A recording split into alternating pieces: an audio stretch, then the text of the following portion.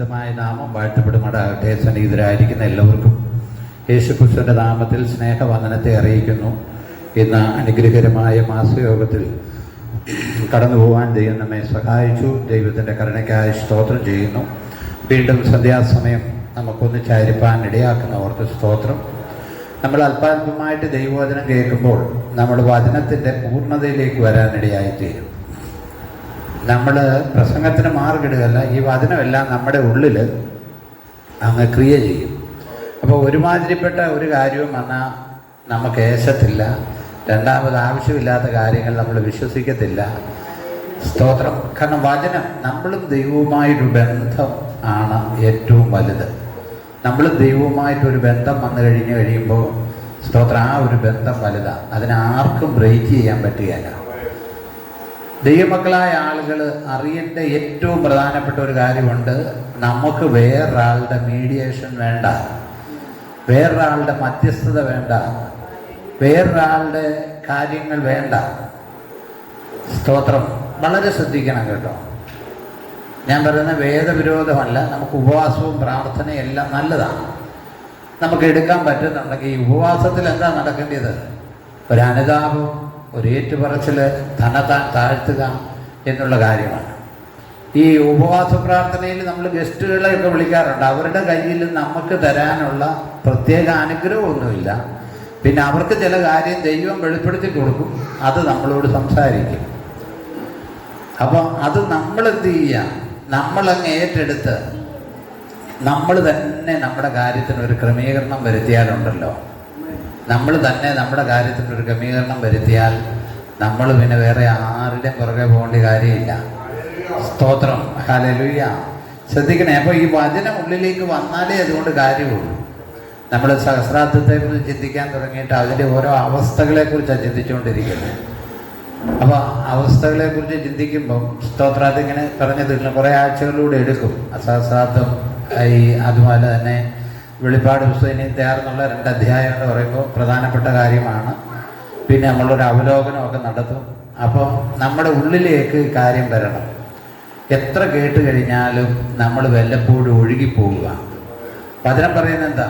വല്ലപ്പോഴും ഒഴുകിപ്പോകാതിരിക്കേണ്ടതിന് കേട്ടത് അധികം ശ്രദ്ധയോടെ കരുതിക്കൊള്ളുവാൻ ആവശ്യം. എന്ന് വെച്ചാൽ വല്ലപ്പോഴും നമ്മൾ എന്ത് ചെയ്യും? ഒഴുകിപ്പോയി. കേട്ട വചനമെല്ലാം ഒരു പ്രതിസന്ധി വരുമ്പോൾ നമ്മൾ എന്ത് ചെയ്യും? ഒഴുകിപ്പോകും. നമ്മൾ യാക്കോബിനെ കുറിച്ച് പഠിക്കുന്നുണ്ട്. യാക്കോബിൻ്റെ മക്കൾ നഷ്ടമായി, യോസഫില്ല, അതുപോലെ തന്നെ ശിമയോനില്ല. ഇപ്പോൾ ബെന്യാമിനെ കൂടെ കൊണ്ടുപോകാമെന്ന് പറഞ്ഞു കഴിഞ്ഞപ്പോഴത്തേക്ക് യാക്കോബ് പറയുന്നൊരു കാര്യമുണ്ട്. എൻ്റെ നരയെ ദുഃഖത്തോടെ എന്ത് ചെയ്യും? പാതാളത്തിൽ ഇറക്കുമാറാണ്. അപ്പം എല്ലാം ജഡമാണ്, ജഡത്തിൻ്റെതായ കാര്യമാണ്. പിന്നെ അസാമാന്യമായ പ്രവൃത്തികൾ ദൈവം ചെയ്യാറുണ്ട്, ആവശ്യത്തിന് ചെയ്യാറുണ്ട്. സ്തോത്രം. അപ്പോൾ നമ്മൾ സഹസ്രാബ്ദത്തിലേക്ക് വരുമ്പോൾ അവിടെ അധ്വാനമുണ്ട്. അധ്വാനം എന്ന് പറയുമ്പോൾ നമുക്കല്ല, അന്ന് അവിടെ ജീവിച്ചിരിക്കുന്നവർക്ക്. നമ്മൾ ദൈവദൂത തുല്യമാണ്. ദൈവദൂത തുല്യമാണ്. നമുക്ക് അവിടെ കർത്താവിനോടൊപ്പം വാഴാൻ സാധിക്കും.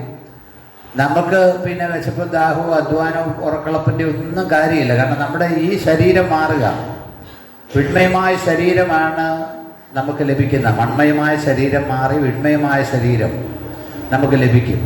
എന്നാലും അന്ന് ഈ ഭൂമിയിൽ ആളുകളുണ്ട്. സഹസ്രാബ്ദത്തിൽ എന്തുണ്ട്? ആളുകളുണ്ട്.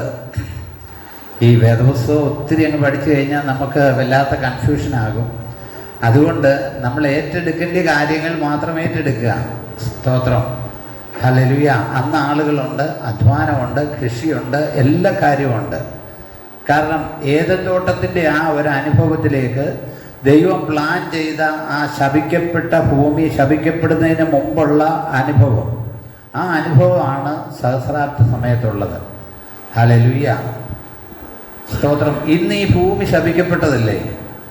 എന്തെങ്കിലും നമുക്ക് കിട്ടുമോ? ഞാനൊരു നാടൻ തെങ്ങ് അവിടെ കുഴിച്ചു വെച്ചതാണ്. അത് ഇന്നലെ നോക്കിയപ്പോൾ മണ്ട പാടി നിൽക്കുന്നു. 2 വർഷമായത്.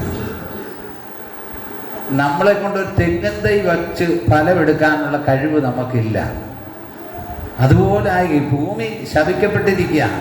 എന്നാൽ സഹസ്രാബ്ദത്തിലേക്ക് വരുമ്പോൾ ഇതിൻ്റെ അവസ്ഥയെല്ലാം മാറും. നമ്മൾ കഴിഞ്ഞ ആഴ്ച യെശയ്യാ പ്രവാചകന്റെ പുസ്തകം 62-ാം അധ്യായം 8-9 വായിച്ചായിരുന്നു. ഇന്ന് 65-ന്റെ 21 വാക്യങ്ങൾ. യെശയ്യാ പ്രവാചകന്റെ പുസ്തകം 65-ാം അധ്യായം 21. അവർ മുന്തിരിത്തോട്ടങ്ങളെ ഉണ്ടാക്കി അവയുടെ ഫലം അനുഭവിക്കും. അവർ പണിയ മറ്റൊരുത്തൻ പാർക്കായി. ആദ്യം തുടങ്ങുന്ന അവർ വീടുകളെ പണിത് പാർക്കും. ആരാ? സഹസ്രാബ്ദത്തിലെ മനുഷ്യര്. അപ്പം നമ്മൾ പ്രത്യേകം ശ്രദ്ധിക്കണം, നമ്മൾ കർത്താവിനോടൊപ്പമുള്ളവരാണ്. നമുക്ക് വീടും കൂടിൻ്റെ ആവശ്യമൊന്നുമില്ല. നമ്മൾ ആത്മരൂപികളാണ്. സ്തോത്രം. നമുക്ക് ഭക്ഷിക്കാം, ശരീരം. ഇപ്പോൾ ഇവിടെ ആണേലും ദൂതന്മാരുടെ സാന്നിധ്യമുണ്ട്. നമുക്ക് മനസ്സിലാകുന്നുണ്ടോ? ഗബ്രിയേലും മീഖായേലും അവരുടെ എല്ലാം സാന്നിധ്യം. അത് മാത്രമല്ല, നമുക്ക് ചുറ്റും ഒരു ദൂത സഞ്ചയത്തെ ദൈവമാക്കിയിട്ടുണ്ട്. നമ്മളെ ഒരുത്തനെ ഉപദ്രവിക്കുകയാണെങ്കിൽ സ്തോത്രം, ദൈവത്തിൻ്റെ ദൂതന്മാർ ദൈവസന്നിധിയിൽ അപ്പോൾ തന്നെ റിപ്പോർട്ട് ചെയ്യും. ഇപ്പം നിങ്ങൾ വിചാരിക്കും ഈ ലോകത്തിലെ കാര്യങ്ങളെല്ലാം കൂടെ റിപ്പോർട്ട് ചെയ്താൽ ദൈവം എങ്ങനെ കേൾക്കുന്നതെന്ന്. ഹല്ലേലൂയ. നമ്മൾ ചിന്തിക്കും, നമ്മുടെ വലിയൊരു കമ്പ്യൂട്ടറിനകത്തോട്ട് എന്തോരം കാര്യങ്ങൾ കയറ്റാമെന്നറിയാമോ? അങ്ങനെയെങ്കിലും മനുഷ്യൻ്റെ ബുദ്ധിപരമായ ഈ കാര്യങ്ങളിൽ അങ്ങനെ ചെയ്യാമെങ്കിൽ സ്തോത്രം, ഹല്ലേലൂയ, ദൈവത്തിൻ്റെ ജ്ഞാനവും അറിവും ഒന്നും നമുക്ക് പറയാൻ പറ്റുകയില്ല. അപ്പം ദൈവത്തിൻ്റെ ഈ ഭൂമിയെക്കുറിച്ച് തന്നെ പഠിച്ചു കഴിഞ്ഞാൽ, ഞാൻ എപ്പോഴും ഇത് പറയുന്നത്, അവൻ്റെ ജ്ഞാനം അറിവ് ഭയങ്കരമാണ്. ഈ സൂര്യന് ചുറ്റും ഭൂമി കറങ്ങിക്കൊണ്ടിരിക്കുക. അതിൻ്റെ വേഗത എങ്ങനെയാണെന്ന് ചോദിച്ചാൽ, ഞാൻ കഴിഞ്ഞ ദിവസം കണ്ട് വായിച്ചു തന്നെ മറന്നുപോയി. 16,000 കിലോമീറ്റർ വേഗതയിലാണ് ഒരു മണിക്കൂറിൽ ഭൂമി ഇങ്ങനെ കറങ്ങുന്നത്. എന്ന് വെച്ചാൽ സൂര്യൻ ഇങ്ങനെ നിൽക്കുന്നു, അതിനു മുമ്പ് രാത്രിയും പകലും ആകാൻ വേണ്ടി ഇങ്ങനെ കറങ്ങുന്നത് ഒരു മണിക്കൂറിൽ 16,000 17,000 കിലോമീറ്റർ വേഗതയിലാണ് ഇങ്ങനെ ചുറ്റുന്നത്. അത് ചുറ്റുമ്പോഴാണ് 24 മണിക്കൂർ കൊണ്ട് ഇതിങ്ങനെ കറങ്ങി അത് തീരും. അതേസമയം ഈ ചുറ്റുന്നതിൻ്റെ ഒപ്പം തന്നെ ഈ 365 ദിവസം കൊണ്ട് ഉള്ള ആ കണക്കുണ്ടല്ലോ, ഇങ്ങനെ ചുറ്റുന്ന ഒരനുഭവമുണ്ട്. സൂര്യനെ ചുറ്റി വരുന്നൊരു അനുഭവമുണ്ട്. എന്നുവെച്ചാൽ ഒരു പന്ത് കറങ്ങിപ്പോകുന്ന പോലെ ഇങ്ങനെ കറങ്ങുകയും ചെയ്യും, അങ്ങോട്ട് പോവുകയും ചെയ്യും. അതിൻ്റെ മണിക്കൂറിൻ്റെ കിലോമീറ്റർ 1,00,000 കിലോമീറ്ററിൻ്റെ മേളിലാണ്. ഇങ്ങനെ നിങ്ങൾക്ക് മനസ്സിലായോ? സൂര്യൻ ഇങ്ങനെ പന്തായിട്ട് സൂര്യന് ചുറ്റും കറങ്ങും. അപ്പോഴാണ് രാത്രിയും പകലും വരുന്നത്. പിന്നെ 365 ദിവസം കൊണ്ട് ഇങ്ങനെ കറങ്ങി വരാൻ ഒരു മണിക്കൂറിൽ 1,00,000 കിലോമീറ്ററിന് മേളിലാണ് ഇത് പൊയ്ക്കൊണ്ടിരിക്കുന്നത്. അപ്പം നമ്മളിവിടെ ഇങ്ങനെ നിൽക്കുക. ഈ കറക്കം ഈ ഭൂമിയിലുണ്ട്. ആ ദൈവത്തിൻ്റെ ജ്ഞാനം എത്ര വലുതാണെന്നറിയില്ലേ? നമ്മൾ തല ഇറങ്ങി വീഴണ്ടേ? 2 കറക്കമാണ് നമ്മൾ. ഇങ്ങനെയും കറങ്ങുന്നുണ്ട്, ഇങ്ങനെയും കറങ്ങുന്നുണ്ട്. പക്ഷേ ദൈവം നമ്മളെ ഇവിടെ നിർത്തിയേക്കുവാണ്. നമ്മൾ ചെറിയൊരു തലയിറക്കം വരുമ്പോൾ നമുക്ക് വിഷമമാണ്. അപ്പോൾ നമ്മൾ ശ്രദ്ധിച്ചേ അവൻ്റെ ജ്ഞാനം. അതുപോലെ തന്നെ ഈ ഇടയ്ക്ക് നിങ്ങൾ ഈ മൊബൈലിൽ എവിടെയെങ്കിലും ഈ ഗാലക്സിയെക്കുറിച്ച് ഒന്ന് മനസ്സിലാക്കണം. എത്ര ഗാലക്സികളാണെന്നറിയാമോ ഈ ഭൂമിയിലുള്ളത്? ഒന്ന് മാത്രമല്ല, ചില സമയം ഞാനത് മൊബൈലിൽ കാണാറുണ്ട്. നമ്മൾ ഗാലക്സിയെക്കുറിച്ച് ഒന്ന് മൊബൈലിലൊക്കെ ഒന്ന് അടിച്ചു നോക്കിയിട്ട് നോക്കണം. ഈ നമ്മൾ കാണുന്ന 100 ഗ്രഹങ്ങൾ, 100 ആയിരത്തി ലക്ഷക്കണക്കിന് ഗ്രഹങ്ങളാണ് നമുക്ക് ചുറ്റുമുള്ളത്. ഈ ഗാലക്സി കൂടാതെ അതിൻ്റെ വേഗത ഇതെല്ലാം കറങ്ങിക്കൊണ്ടിരിക്കുക. ഹല്ലേലൂയ. നിങ്ങൾ ശ്രദ്ധിക്കണേ, ആരാ ഇതിനെ കറക്കുന്നത്? ഹല്ലേലൂയ. ആരാ ഇതിനെ കറക്കുന്നത്? സ്തോത്രം, ഹല്ലേലൂയ, സ്തോത്രം. അത് മാത്രമല്ല, ഈ ഒരു പ്രപഞ്ചം ഇത് കഴിഞ്ഞ് കഴിഞ്ഞാൽ പിന്നെ വാക്വം, അവിടെ എയറില്ല. എയറില്ലാത്തതുകൊണ്ട് ഇവിടുന്ന് ഇതിൻ്റെ ശബ്ദങ്ങൾ നമുക്ക് കേൾക്കാൻ കഴിയത്തില്ല. ഈ കറങ്ങുന്ന വേഗത, ഇതിലൂടെ ഒരു ബുൾഡോസർ പോയാൽ എന്തൊരൊച്ചയാണ്. ഈ കറങ്ങുന്ന കറക്കൊക്കെ ഒന്നും നമ്മൾ കേൾക്കുന്നില്ല. അതുമാത്രമല്ല, ഇതിൻ്റെ അളവെന്ന് പറയുന്നത് നമുക്ക് കണ്ണുകൊണ്ടോ ചിന്ത കൊണ്ടോ അളക്കാൻ പറ്റത്തില്ല. പ്രകാശവർഷം വെച്ചാണ് ഇതിനെ കണക്കാകുന്നത്. ഒരു ഗാലക്സി നമ്മൾ അങ്ങനെ അനേക കോടി പ്രകാശവർഷം അകലെയാണ്. സ്തോത്രം. ഞാൻ പറയുന്നത് ദൈവത്തെ നമ്മളൊന്ന് അറിയാനാണ് പറയുന്നത്. ആ ദൈവത്തിൻ്റെ മുമ്പിലാണ് നമ്മൾ അവനെയാണ് കൊച്ചാക്കാൻ ശ്രമിക്കുന്നത്. ഹല്ലേലൂയ. ആ ദൈവം അങ്ങനെ പ്രതികരിക്കത്തില്ല. ഹല്ലേലൂയ. ദൈവം അങ്ങനെ പ്രതികരിക്കത്തില്ല. ഹല്ലേലൂയ. സ്തോത്രം. ഹല്ലേലൂയ. നമ്മൾ മനസ്സിലാക്കണം, അവൻ്റെ വലുപ്പവും അങ്ങഴും അതുപോലെയാണ്. നമ്മൾ പറയുന്ന ഒരു ചെറിയ കാര്യത്തിന് വേണ്ടി നമ്മൾ ചെയ്യുന്നത് പോലെ ഹല്ലേലൂയ ദൈവം പ്രതികരിക്കത്തില്ല. ഇതിനെയെല്ലാം നിയന്ത്രിക്കുന്ന ഒരു ദൈവം, ആ ശക്തിമാനായ ദൈവമാണ് നമ്മെ നടത്തുന്നത്. അപ്പോൾ ആ സഹസ്രാബ്ദത്തിലേക്ക് വരുമ്പോൾ മനുഷ്യനോട് അവന് ദൂതന്മാരെക്കാളെ താല്പര്യമാണ് മനുഷ്യരോട്. അത് മനസ്സിലായിട്ടുണ്ടോ? സുവിശേഷം അറിയിക്കുന്നിടത്തേക്ക് ദൂതന്മാർ പോലും കുനിഞ്ഞു നോക്കുവാൻ ആഗ്രഹിക്കുന്നു എന്നാണ് എഴുതിയിരിക്കുന്നത്. നമ്മളിപ്പോൾ ഒരു പരസ്യയോഗം നടത്തുവാണെങ്കിൽ ദൂതന്മാർക്ക് പരസ്യയോഗം നടത്താൻ പറ്റത്തില്ല. ദൂതൻ പരസ്യയോഗം ഇറങ്ങി നടക്കുവാണെങ്കിൽ ഇവിടെ കിഴിമുറി കവലയിൽ ദൂതനാണ് പരസ്യയോഗം നടത്തുന്നതെങ്കിൽ എല്ലാവരും ഇവിടെ വരും പിറ്റേ ദിവസം. കാരണം അവൻ ആജ്ഞ കൊടുത്താൽ വരാതിരിക്കാൻ പറ്റത്തില്ല. തന്നെ തുള്ളിക്കൊണ്ട് വരും. അവർക്കത് പറ്റത്തില്ല. അതാണ് ദൈവം ചെയ്തിരിക്കുന്ന പദ്ധതി. സ്തോത്രം. ദൈവത്തിൻ്റെ ജ്ഞാനം. അപ്പോൾ ആ ദൈവം ഈ ഭൂമിയിൽ സഹസ്രാബ്ദത്തിലേക്ക് വരുമ്പോൾ ആ കാലത്തെ മനുഷ്യര് അവിടെ ഇങ്ങനെയാണ് എഴുതിയിരിക്കുന്നത്, അവർ വീടുകളെ പണിതെന്ത് ചെയ്യും? പാർക്കും. അപ്പം അന്ന് സഹസ്രാബ്ദത്തിലും എന്തുണ്ട്? പണിയും കാര്യമുണ്ട്. ജീവിച്ചിരിക്കുന്ന മനുഷ്യര് അവർ പണിത് പാർക്കും. പിന്നെന്ത് ചെയ്യും? അവർ മുന്തിരിത്തോട്ടങ്ങളെ ഉണ്ടാക്കി അവയിലെ ഫലം എന്ത് ചെയ്യും? അനുഭവിക്കും. അതിന് മുന്തിരിത്തോട്ടം ഉണ്ടാക്കണമെങ്കിൽ പണിയണ്ടേ? ഹല്ലേലൂയ. മുന്തിരിത്തോട്ടം ഉണ്ടാക്കി അതിലെ ഫലം എന്ത് ചെയ്യും? അനുഭവിക്കും. അതും വളരെ ശ്രദ്ധിക്കണം. ഒരുത്തൻ പണിത് വെച്ച് വേറൊരുത്തൻ പാർക്കുക എന്ന് പറയുന്നത് ഒരു ശാപത്തിൽപ്പെട്ടതാണെന്നാണ് എൻ്റെ ചിന്ത. നിങ്ങൾ എന്നോടൊന്നും തോന്നരുത്, നിങ്ങൾ വളരെ ചിന്തിക്കണം. ഇല്ലെങ്കിൽ നമ്മൾ അതിനേക്കാളും ബെറ്ററായിട്ടുള്ള, ഇപ്പം നമ്മുടെ ഒരു ചെറിയ വീട് വിറ്റിട്ട് നമ്മൾ അതിനേക്കാളും ബെറ്ററായിട്ടൊരു വീട് പണിയാണെങ്കിൽ കുഴപ്പമില്ല. സ്തോത്രം. ഹല്ലേലൂയ. അതുകൊണ്ടാണ് വാക്യം അങ്ങനെ എഴുതിയിരിക്കുന്നത്, അവർ വീടുകളെ പണിതെന്ത് ചെയ്യും? പാർക്കും. സ്തോത്രം. ഹല്ലേലൂയ. ഇന്ന് രാത്രി വീട് വിറ്റേച്ച് പോകണമെന്ന് ആരെങ്കിലും ആഗ്രഹിക്കുന്നുണ്ടെങ്കിൽ അത് അവസാനിപ്പിക്കണം. കാരണം എന്നാന്ന് ചോദിച്ചാൽ അത് ദൈവത്തിൻ്റെ പ്ലാൻ അല്ല. ഹല്ലേലൂയ. നമ്മൾ പണിതേച്ച് കഷ്ടപ്പെട്ട് പണിതേച്ച് വേറൊരുത്തം വന്ന് പാർക്കുക എന്ന് പറയുന്നത് ദൈവികമായ പദ്ധതിപ്പെട്ട കാര്യമല്ല. ഹല്ലേലൂയ. പിന്നെ ദൈവം ചില നിയോഗങ്ങൾ തന്ന ചിലരെയൊക്കെ അയക്കും. ദൈവം നിയോഗങ്ങൾ തന്ന് തന്നെ ഇപ്പം നമ്മുടെ കുഞ്ഞുങ്ങളെയൊക്കെ പല സ്ഥലങ്ങളിലേക്ക് ദൈവം നിയോഗത്താൽ അയക്കും. ദൈവത്തിൻ്റെ പദ്ധതിയാണ്. അതൊരു അനുഗ്രഹമാണ്. നിയോഗത്താൽ ദൈവം അയക്കും. സ്തോത്രം. ഹല്ലേലൂയ. അതൊക്കെ ദൈവത്തിൻ്റെ പ്ലാനാണ്. സ്തോത്രം. താഴോട്ട് വായിച്ച് കേട്ടോ. അതെന്താ അതിൻ്റെ? ഇപ്പൊ മനസ്സിലായോ? ഒരുത്ത പണതേച്ച് പാർത്തില്ലെങ്കിൽ അത് ശാപം. ഹല്ലേലൂയ. ഈ തിരുവചനം പറയുന്നൊരു കാര്യമുണ്ട്, ഒരുത്തൻ വിവാഹം കഴിച്ചാൽ 1 വർഷത്തേക്ക് യുദ്ധത്തിന് പോകരുതെന്ന്. വിവാഹം കഴിച്ചാൽ 1 വർഷത്തേക്ക് യുദ്ധത്തിന് പോകരുത്. അതിനകത്ത് ദൈവം ഉദ്ദേശിക്കുന്ന കാര്യം എന്നാ? യുദ്ധത്തിൽ ഇവൻ പോയി പട്ടുപോയി അവൻ കല്യാണം കഴിച്ച ഭാര്യ വേറൊരുത്തനാകാൻ പാടില്ല. അത് ഒരു ശാപമായി വരികയാണ്. അപ്പം ദൈവം ആഗ്രഹിക്കുന്ന ഒരു കാര്യം, ദൈവം എല്ലാം ഭംഗിയായിട്ടാണ് ചെയ്യുന്നത്. ഒരുത്തൻ പണിക മറ്റൊരുത്തൻ പാർക്ക എന്ന് വരികയില്ല. ഒരുത്തൻ നടുക മറ്റൊരുത്തൻ തിന്നുക എന്നും വരികയില്ല. ഇപ്പൊ നമ്മള് നട്ടിട്ട് നമുക്കിപ്പോൾ എല്ലാം കൂടെ തിന്നാൻ പറ്റത്തില്ല. നമുക്ക് വിറ്റ് കാശ് മേടിക്കാം. എന്നാൽ നമ്മൾ തിന്നാതെ എന്ത് ചെയ്യുക? എല്ലാം കൂടെ വിൽക്കുകയാണെങ്കിൽ, ഞാൻ എപ്പോഴും പറയാറുള്ള കാര്യം, ഈ 2 പടലയുള്ള കാര്യം കൊണ്ട് ചിലർ മാർക്കറ്റിൽ പോകും, വിപണിയിൽ പോകും.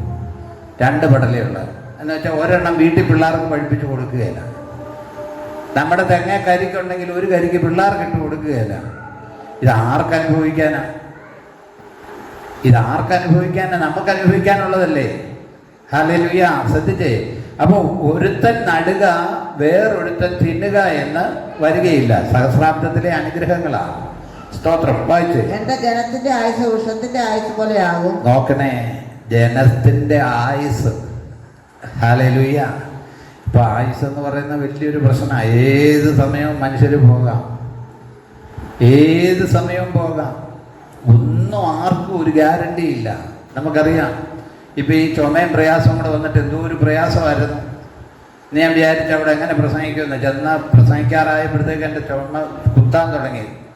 ഏതായാലും ദൈവം അതങ്ങ് മാറ്റി തന്നു. സ്തോത്രം, ഹല്ലേലൂയ, സ്തോത്രം, ഹല്ലേലൂയ.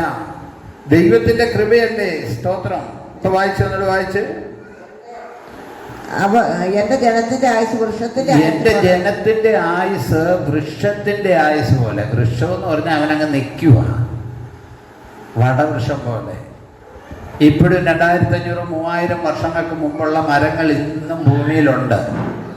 അപ്പൊ അന്നത്തെ ആയുസ് എന്ന് പറഞ്ഞാൽ അങ്ങ് നിൽക്കുക. അന്ന് ഹാർട്ട് അറ്റാക്ക് ഒന്നുമില്ല കേട്ടോ, അന്ന് ഹാർട്ട് അറ്റാക്ക് ഒന്നുമില്ല. സ്തോത്രം, ഹല്ലേലൂയ. ശ്രദ്ധിക്കണേ, സ്തോത്രം. മനുഷ്യന്റെ ആയുസ് ഇപ്പൊ 60 നമുക്ക് വയ്യ. നമ്മളൊന്ന് ആലോചിച്ച് നോക്കിയ പലരും രാത്രി ഉറങ്ങുന്ന എന്തോ ഒരു വിഷമിച്ച. ചില തലവണയൊക്കെ നെഞ്ചിന്റെ താഴെ പൊക്കി വെച്ച് ശ്വാസം മുട്ടുന്നതുകൊണ്ട് കിടക്കുക. ചിലർക്ക് കാലിന് വേദന, കൈക്ക് വേദന, മസിൽ കയറുക. ഈ മസിൽ കയറ്റം ഭയങ്കര പ്രശ്നമാണ് കേട്ടോ. കാലിന് മസിൽ കയറുവാണെങ്കിൽ തോന്നിയാൽ അതേ രീതിയിൽ തന്നെ നിങ്ങളങ്ങ് തിരിയണം. അല്ലെങ്കിൽ നമ്മൾ വല്ലാതെ വെട്ടിക്കരുത്. ഞാനിപ്പോൾ ശ്രദ്ധിക്കാറുണ്ട്, ഇപ്പോൾ ഇടയ്ക്ക് മസിൽ കയറും. അപ്പോൾ ചിലപ്പോൾ കാലിൻ്റെ വിരൽ ഇങ്ങനെ അങ്ങ് ഓടിപ്പോവും. അത് നിവർന്നില്ലേ, ഇങ്ങനെ ഓടിപ്പോവും നമ്മൾ. അപ്പോൾ അതിൻ്റെതായ രീതിയിൽ നമ്മളിങ്ങോട്ട് മാറ്റണം. സ്തോത്രം. ഇപ്പോഴത്തെ ആയുസ്സിൽ അങ്ങനെ. എന്നാൽ അന്നത്തെ മനുഷ്യനുണ്ടല്ലോ, സ്തോത്രം, ഹല്ലേലൂയ, അവരുടെ ആയുസ് വലുതാണ്. എന്ന് വെച്ചാൽ ആയുസ്, രോഗവും ദുഃഖവും ഇല്ലാതിരുന്ന ആയുസ് കിട്ടാതെ ആയുസ് കിട്ടിയിട്ട് തന്നെ കാര്യം. നമ്മൾ ചുരുണ്ടൊരു മുറി കിടക്കുവാണ്, മറ്റുള്ളവരെ വിഷമിപ്പിച്ചുകൊണ്ട് കിടക്കുവാന്ന് പറഞ്ഞാൽ വല്ല കാര്യമുണ്ടോ? അതിനേക്കാളുള്ള ബുദ്ധിമുട്ടുണ്ടോ? ഞാൻ പണ്ടൊരിക്കൽ ഞാൻ ഊരമന ആ മലയിൽ കൂടെ ഞാനും ജോസ് പാസ്റ്ററും കൂടെ പോയപ്പോഴത്തേക്ക് ഒരു അമ്മച്ചി എന്നെ വിളിച്ചു, ഞങ്ങളെ വിളിച്ചു. പാസ്റ്റർമാരെ ഇതിലേ ഒന്ന് വന്നിട്ട് പോകണമെന്ന്. ഞാനിപ്പോൾ എന്താണെന്ന് വിചാരിച്ചു. ഞങ്ങൾ വിചാരിച്ചു നമ്മുടെ പ്രസംഗം കേൾക്കാൻ ഇഷ്ടമില്ലാത്തവരെ എന്നെ വിളിക്കുന്നെന്ന് ഓർത്തു. അവിടെ ചെന്നപ്പോൾ പറയുക, നിങ്ങളൊന്ന് പ്രാർത്ഥിച്ചിട്ട് പോകണം. ഇവരുടെ കെട്ടിയവൻ്റെ ചേട്ടനാണെന്നോ അനിയനാണെന്നോ പണ്ട് നാട് വിട്ടു പോയതാണ്. അതിൽ മരിക്കാറായപ്പോൾ എങ്ങാണ്ട് നാട് വിട്ടുപോയി ഇവിടെ വന്ന് കിടപ്പുണ്ട്. അവരുടെ മെയിൻ മുറി കിടക്കുക, ഏത് സമയം വയറ്റിളക്കം. അപ്പോൾ അവർ പറഞ്ഞു, ഇന്ന് രാവിലെ 3 പ്രാവശ്യം എങ്ങാണ്ട് അവരുടെ വയറിളകി അവിടെ എല്ലാം കഴുകി വൃത്തിയാക്കി വീണ്ടും ഇളകിക്കൊണ്ടിരിക്കുക. അതുകൊണ്ട് ആ അമ്മച്ചിയുടെ ആഗ്രഹം, നിങ്ങൾ ഈ മനുഷ്യനൊന്ന് മരിക്കാൻ പ്രാർത്ഥിക്കണം കേട്ടോ. നിങ്ങൾ വിചാരിക്കും എന്തിനാ പറഞ്ഞെന്ന്. അവരിത് വഹിച്ചുകൊണ്ടിരിക്കുമല്ലേ, നിങ്ങൾക്ക് തോന്നും മരിക്കാൻ പ്രാർത്ഥിക്കണം. സത്യം പറഞ്ഞാൽ ഞങ്ങൾ ആത്മാർത്ഥമായിട്ട് പ്രാർത്ഥിച്ചു. സ്തോത്രം. കാരണം അവരുടെ, നിങ്ങൾ വിചാരിക്കുന്നത് നിങ്ങളെക്കുറിച്ച് പ്രാർത്ഥിക്കുകയല്ല. നമ്മൾ കിടക്കുമ്പോൾ പിള്ളേർ പ്രാർത്ഥനാ വിഷയമായിട്ട് ടൈപ്പ് ചെയ്ത് പ്രാർത്ഥനയ്ക്കുന്നവർക്ക് ഇടും, ഒന്ന് മരിക്കാൻ പ്രാർത്ഥിക്കണമെന്ന്. ഇല്ലെന്ന് തോന്നുന്നുണ്ടോ? ഇടയ്ക്ക് നമ്മൾ ശ്രദ്ധിക്കണം. സ്തോത്രം. ദൈവകൃപയാൽ 3 ദിവസം കഴിഞ്ഞപ്പോൾ മരിച്ചു. ആ വിവരം അറിയണം. സ്തോത്രം. ഇത്രയേ ഉള്ളൂ. പക്ഷേ ആരോഗ്യത്തോടെ ഇരിക്കുകയാണെങ്കിലും, ആരോഗ്യത്തോടെ നമ്മൾ അവരവരുടെ കാര്യം നോക്കി ഇരിക്കുകയാണെങ്കിൽ എത്ര കാലം ഇരുന്നാലും എന്നാ കുഴപ്പം? ഇരിക്കരുതോ? ആരോഗ്യത്തോടെ ഇരുന്നാൽ കുഴപ്പമില്ല. ഹല്ലേലൂയ. ആരോഗ്യത്തോടെ ഇരിക്കാൻ പ്രാർത്ഥിക്കണം. ഹല്ലേലൂയ. ഈ മോശയുടെ ആയുസിനെ കുറിച്ച് പറയുന്നത്, മോശയുടെ ആയുസ് എത്ര? ബൈബിൾ ക്വിസുകാരെ ചോദ്യം 120 വർഷം. പക്ഷെ അവൻ്റെ കണ്ണ് മങ്ങിയില്ല. അവൻ്റെ കായബലത്തിന്, സ്തോത്രം, എന്തില്ലായിരുന്നു? ഒരു കുറവും വന്നില്ല. അവൻ്റെ ആരോഗ്യത്തിന് ഒരു കുറവും വന്നില്ല. സ്തോത്രം. ഹല്ലേലൂയ. അന്നത്തെ ജനത്തിന് ആരോഗ്യമുണ്ട്. ഹല്ലേലൂയ. സ്തോത്രം. നിങ്ങൾ എന്നോടൊപ്പം ഒന്ന് വരണേ. ഈ സാറായും അബ്രഹാമും കൂടെ പോയ സമയത്തെ എനിക്ക് തോന്നുന്നു അബ്രഹാമിന് 90 വയസ്സുള്ളപ്പോൾ സാറ 10 വയസ്സങ്ങാണ്ട് 80 വയസ്സുണ്ട് സാറയ്ക്ക്. അന്നേരമാണ് അവിടെ ചെന്നപ്പോൾ അവർ പറയുക, നീ എൻ്റെ പെങ്ങളാന്ന് പറയണമെന്ന്. നിങ്ങൾക്ക് എത്ര പേർക്ക് പിടികിട്ടി? പിള്ളേരെല്ലാം ഒരിടത്തൊന്ന് അടങ്ങി ഒതുങ്ങിയിരുന്നേ. പ്രീസലോട് ഇവിടെ പെങ്ങളാന്ന് പറയണമെന്ന്. അപ്പോൾ 80 വയസ്സുള്ള അമ്മച്ചിയെ കണ്ടാൽ ഇപ്പം എത്ര തോന്നുന്നേ? 16. കണ്ടോ? രവീന്ദ്രൻ പറഞ്ഞ് കൃത്യമായിട്ട് അറിയാം. 16 തോന്നുന്നത്. 80 വയസ്സുള്ള അമ്മച്ചി ഇപ്പൊ ഏത് രീതിയിലാണ് ഇരിക്കുന്നേ? 16 വയസ്സുള്ള അല്ലെങ്കിൽ 20 വയസ്സുള്ള സ്ത്രീ അല്ല. അതെങ്ങനെ എഴുതിയേക്കുന്നേ? എന്നെ കണ്ടിട്ട് എന്നെ കൊന്നിട്ട് നിന്നെ ഭാര്യയാക്കുമെന്ന്. ഏത് 80 വയസ്സുള്ള അമ്മച്ചിയെ ഭാര്യയാക്കുമെന്ന്. അപ്പോഴും അവരെന്ത് ചെയ്യാണ്? സൗന്ദര്യമുണ്ട്, ആരോഗ്യമുണ്ട്. ഇനി അടുത്തത്, അബ്രഹാം സാറ മരിച്ചു കഴിഞ്ഞ് അബ്രഹാം എന്ത് ചെയ്തു? ഈ ഹാഗാറിനെ ഭാര്യയായിട്ട് ഒരു പ്രാവശ്യം സ്വീകരിച്ചിട്ടുള്ളൂ, പിന്നെ ഭാര്യയായിട്ട് സ്വീകരിച്ചിട്ടില്ല. കാരണം അവളുടെ ഹാഗാറിൻ്റെ സാറായുടെ ദാസിയാണ്. സാറ പറഞ്ഞതുകൊണ്ടാണ് അവൾ അവരെ ഭാര്യയാക്കിയത്. ഒരു പ്രാവശ്യം ഭാര്യയാക്കിയെന്ന് പറഞ്ഞ് വീണ്ടും വീണ്ടും ഭാര്യയാക്കാൻ പോയില്ല അവൻ. അതേസമയം സാറ മരിച്ചു കഴിഞ്ഞപ്പോൾ അവൾ കെതുറ എന്ന് പറയുന്ന അവൻ ഒരു സ്ത്രീയെ വിവാഹം കഴിച്ചു. അതിലും ധാരാളം മക്കളുണ്ടായി. അപ്പൊ അബ്രഹാം ആ സമയത്തും ആരോഗ്യവാനാണ്. അപ്പൊ ദൈവം കൽപ്പിച്ചാൽ ഈ ആരോഗ്യമെല്ലാം കിട്ടും നമുക്ക്. മനസ്സിലായില്ലേ? അബ്രഹാം ആരോഗ്യവാനാണ്. മോശ 120 വയസ്സിൽ അവന് ഒരു ആരോഗ്യക്കുറവില്ല. കാരണം ദൈവമാണ് അവനെ നടത്തുന്നത്. ശ്രദ്ധിച്ച്, ദൈവമാണ് അവനെ നടത്തുന്നത്. സ്തോത്രം, ഹല്ലേലൂയ, സ്തോത്രം. ഇവിടെ പറയുകയാണ്, സഹസ്രാബ്ദത്തിലേക്ക് വരുമ്പോൾ ആ ജനത്തിന്റെ ആയുസ് എങ്ങനെ ആയിരിക്കും?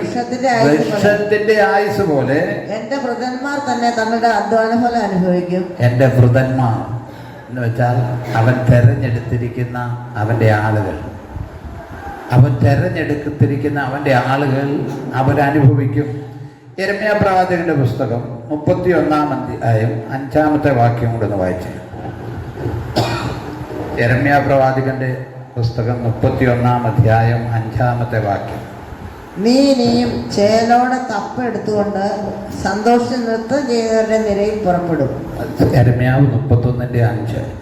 നീ ഇനിയും ശമര്യാപർവ്വതങ്ങളിൽ മുന്തിരിത്തോട്ടം ഉണ്ടാക്കുകയും കൃഷിക്കാർ കൃഷി ചെയ്ത് അഭിവൃദ്ധി വരുത്തുകയും നീ അഭിവൃദ്ധി പ്രാപിക്കും. കേട്ടോ, സ്തോത്രം. പല ദൈവദാസന്മാരായി വചനങ്ങൾ പറഞ്ഞിരിക്കുന്നത്. നീ ഇനി ശമര്യാപർവ്വതങ്ങളിൽ, അപ്പൊ അധ്വാനമുണ്ട്. ഹല്ലേലൂയ. എസെക്കിയേൽ 48:19 ഒന്ന് വായിച്ചേ. സ്തോത്രം. എസെക്കിയേൽ 48:19.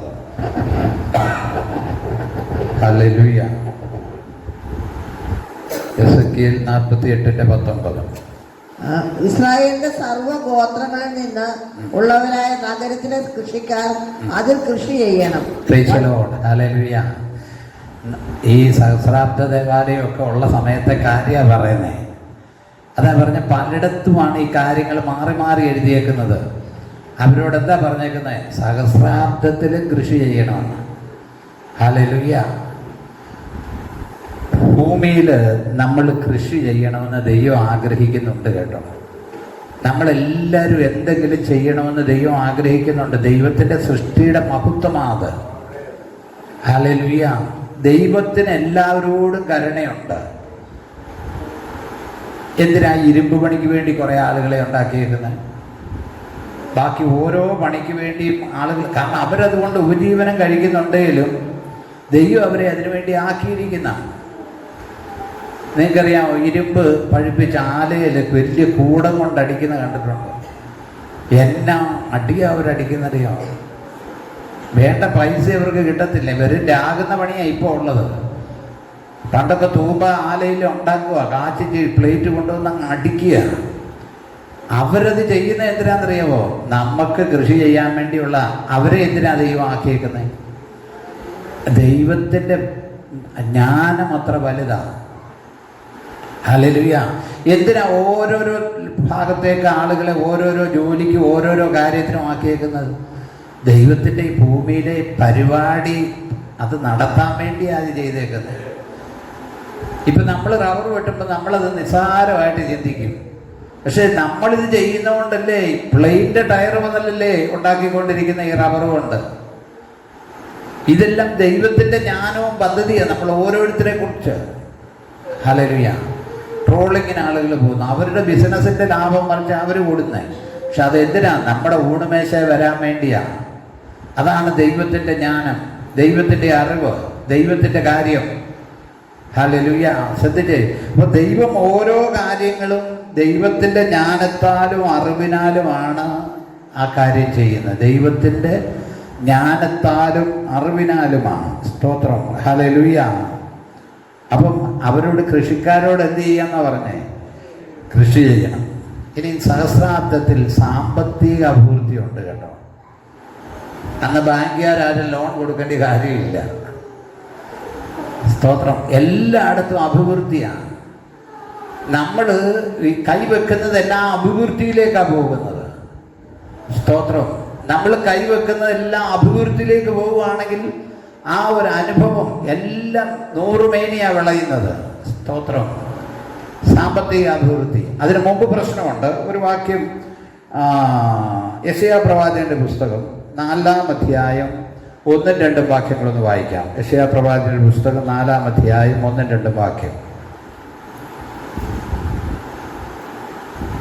അന്ന് 7 സ്ത്രീകൾ ഒരു പുരുഷനെ പിടിച്ച്, ഞങ്ങൾ സ്വന്തം ഓർത്ത് കഴിക്കാം, സ്വന്തം വസ്ത്രം ധരിക്കുകയും ചെയ്തു കൊള്ളാം, നിന്റെ പേർ മാത്രം ഞങ്ങൾക്ക് ഇരിക്കട്ടെ.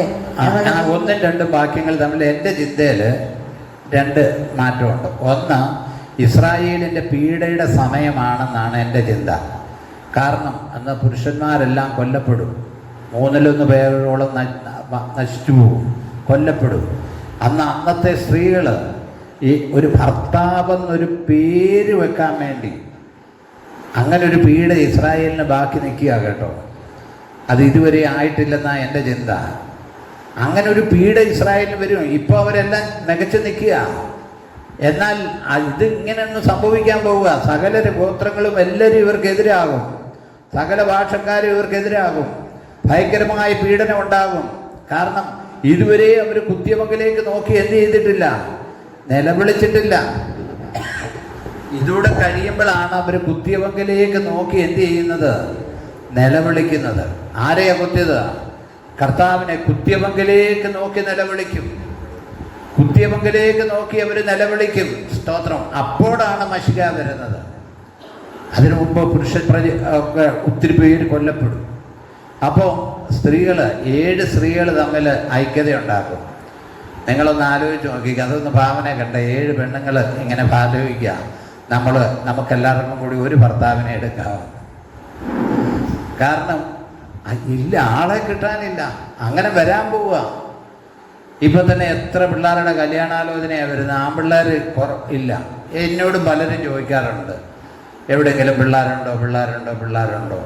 വലിയ പഠിത്തമുള്ളതാന്നൊക്കെ പറയാറുണ്ട്. ഹല്ലേലൂയ.